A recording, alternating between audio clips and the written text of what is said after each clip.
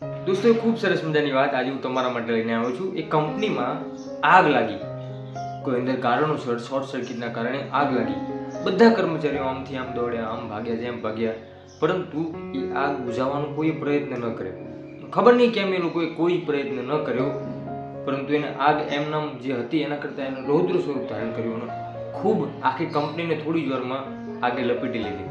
એમાંથી એક વ્યક્તિ બાજુમાંથી પાણીનો મોટો હોજ, પાણીની મોટી ટાંકી, એમાંથી ડોલે અને ડોલે એ કંપનીના જે આગ લાગી હતી ભાગમાં ડોલે ને ડોલે પાણી નાખે।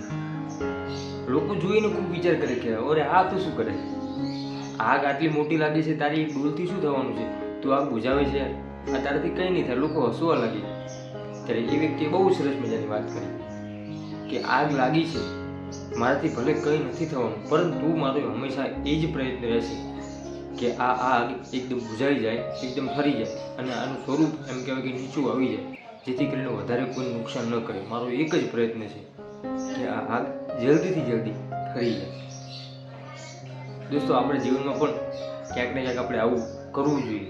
ઘણા લોકો આગ લગાવવા માટે મથે છે, પરંતુ આગ બુઝાવવા માટે કોઈ પ્રયત્ન કરતું નથી।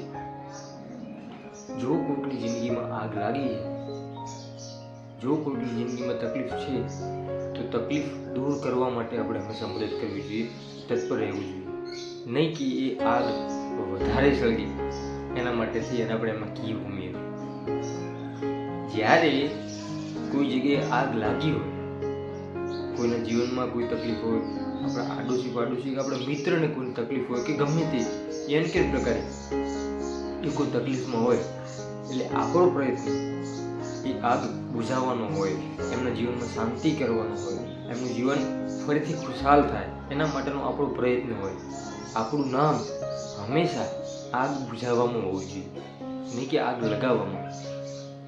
દોસ્તો ઘણા લોકો કોઈ વ્યક્તિનો ખોટી કાન ભંભેરણી કરીને કે કોઈ પણ પ્રકારે કોઈના જીવનના ખલીલો કરે છે, દલીલો કરે છે અને એમનું જીવન ખૂબ ખોરવાઈ જાય છે।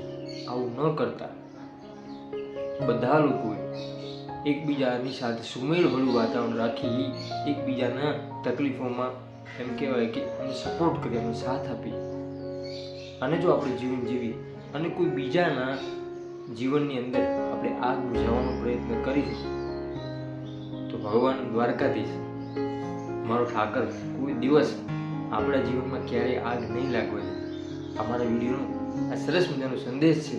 જો આ સંદેશ તમને સારો લાગ્યો હોય તો એક સરસ મજાની કોમેન્ટ આપી દેજો અને વિડીયોને લાઈક ચોક્કસથી કરજો। આવા જ બીજા સરસ મજાના વિડીયો જોવા માટે આપણી યુટ્યુબ ચેનલ હું અને મારી વાતોને સબસ્ક્રાઈબ ચોક્કસથી કરજો। દોસ્તો ફરીથી મળીશું એક નવા જ વિડીયો સાથે, એક નવા જ અંદાજમાં। ત્યાં સુધી દરેક દોસ્તો, દરેક મિત્રને જય માતાજી।